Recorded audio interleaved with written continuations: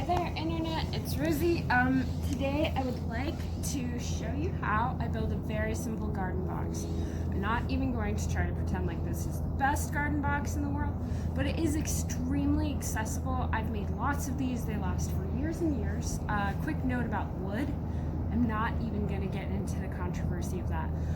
A lot of people would say if you're going outside, you absolutely need to have something that's appropriate for ground contact. Other people would say that's poison. You need to make your own choices that you can live with. Do your own research, okay? I have some leftover wood from a building project, and I have set it up in such a way that it is definitely a rectangle. It's really long and kind of narrow.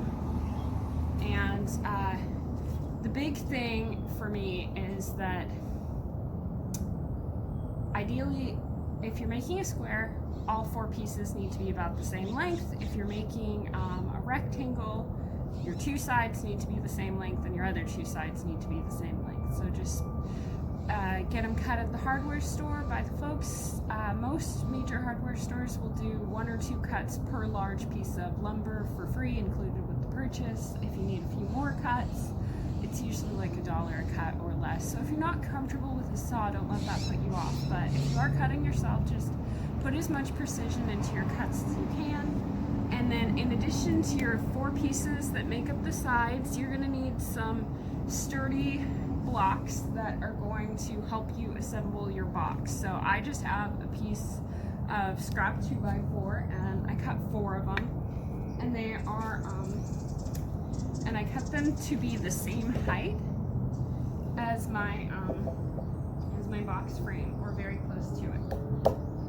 So what I'm gonna do, and it helps so much if you have a buddy who is helping you put things together, but you can do it yourself, just propping up with bricks and rocks and your own leg. Just do what you gotta do. So I have it set up so that the more narrow piece is sitting on the inside of the larger piece. And all I'm gonna do is take this bit and set it inside and screw it together. So there'll be screws coming from this side and screws coming from this side, and that is literally it. So I'm gonna set that down for a second, or that is to say gravity insists I do. I'm gonna grab some nice long screws. I've got my drill here. You can do pilot holes if you want to, but I'm just gonna suffer through. These are mostly 3-inch screws, and they are some that I pulled out of a decking project, so some of them are a little worse for wear, but I think they'll do what I need them to do for today. Like to waste not, want not, and use up when I can. So, here we go. Using my leg to hold this back piece up. I've got the little reinforcing block going in, and getting the first piece on is the hardest. And actually the real hardest part is sitting in this horrible grass. We've got some of the worst weeds imaginable, but step by step.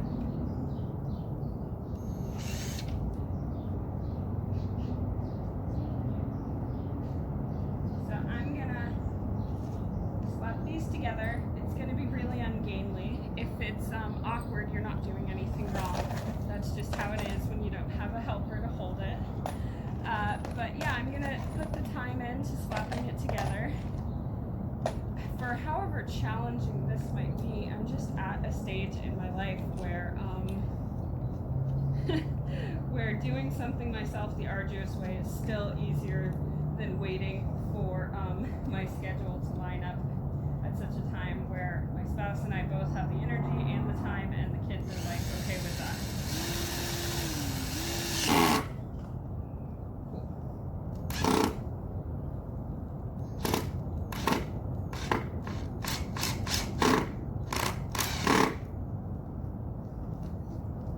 Alright.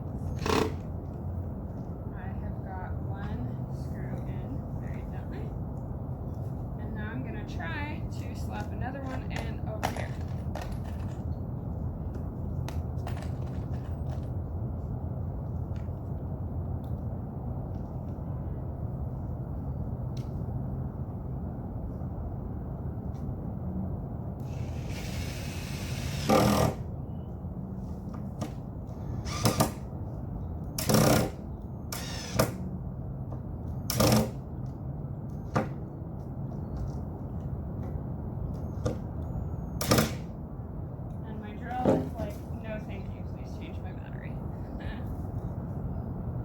I'm going to swap out the battery, and I am going to arduously slap this together, and when it's together, I will show you how it looks.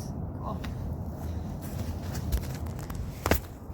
Hey there, internet, check me out. So I got my boxes slapped together. See how I just use this bar to put a big box together. And if I'm doing a small box, I can kind of assemble it like a U and then slap one on the end. And so what I've done here is I've made one big box for me and one box for each of my kids, so that I can go to the hardware store and I can bribe my kids to come along, because they will see that they can pick out something for themselves as well to put in their own box if they have room, and I'm so excited about that. So I'm just going to slap some paint on them, and then we're going to put some sort of ground cover down, because there are some vicious weeds out here, and that'll be that. I had that brick there helping me hold up the frame while I was screwing it together, but I can move it now. So thank you for watching. I hope you all get inspired to make your own garden boxes. Hey y'all, good morning, it's Rosie. I hope you're having an awesome day. I am definitely having a good one. It's early, and I wanted to show you how my garden boxes are finishing up. I wanted to give it a couple days, let them settle in, start putting some things in, and show you how it went. So here's my big box, and the paint dried really nicely, and so each of my kids got a box. One of my kids went for like edible flowers and herbs, so they've got pansies and rosemary and thyme, and they really want some catnip. My other one wanted daffodils, so there's a bunch of bulbs in that middle box with a rosemary.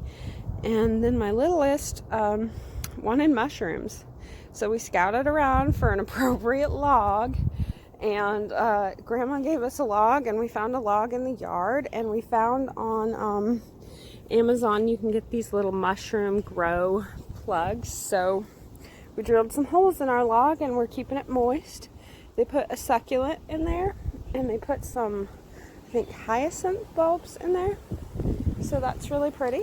And I'm going to show you the lasagna method, because I'm working on it and you might find it interesting. This board is just to hold down some of these boxes on this windy day. If you see a red box and a white piece of plastic, that's not actually going to stay in there. Neither is the board. This is just to hold it down. But essentially, I'm using untreated, like not painted, not printed cardboard boxes, and peeling off any plastic tape. And then I put quite a few layers of those, and then I'm just put down some manure. That part was ready. And if you need more drainage in your particular area, you can put a layer of drainage rock down. I put a little bit, and I'm gonna clear out the debris from there when I'm ready, and put some more manure down, give it a chance to rest, and then put some topper down, just like a topsoil, and then put some wood chips on top, and get ready to plant. But yeah, garden boxes came together, and they were just so simple, and I'm really pleased that we did it. And I'm actually going to build quite a few more, because once I started thinking about all the different veggies I wanted to plant, even though this is so big, I'm going to need some more, because I have so many different things I can't stop thinking about growing at home. Okay, y'all, I hope you have fun, and I hope you have a great day. Take care. Bye-bye.